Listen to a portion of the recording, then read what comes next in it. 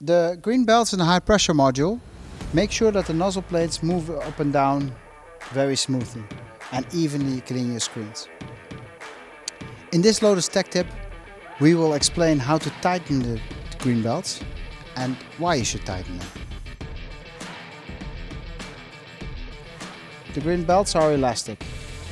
They absorb the starting and rotational motion of the motor. That is why a green elastic belt is better than a chain, which is very static. The chain doesn't yield, and the green belt ensures that the lifetime of your motor is extended longer than with a chain. The elastic belt loosens over time during the cleaning process. That is quite normal. If you don't tension the belt, the nozzle plates will not go up and down smoothly, but it will jerk. And obviously that's not good for cleaning, but it's also not good for the load on your motor. And in the event that it even gets too loose, it might run off the wheel on the top, and that will prevent the nozzle plates from moving at all. This is how you tighten the green belt.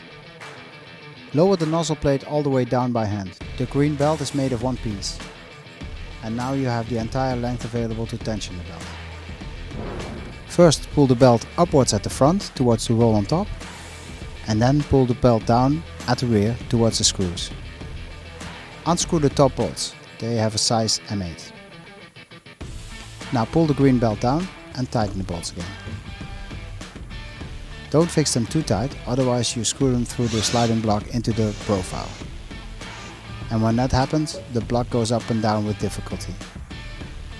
In that case, you will see a scratch on the profile. Now cut off the protruding part of the green belt.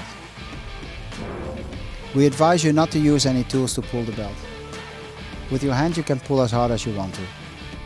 However hard you can pull a belt by hand, that's how hard you can tighten it. If you use a tool, you run the risk of breaking your belt. This Lotus Tech Tip was made possible with the friendly cooperation of print shop Cotton Bag Joe in Wuppertal.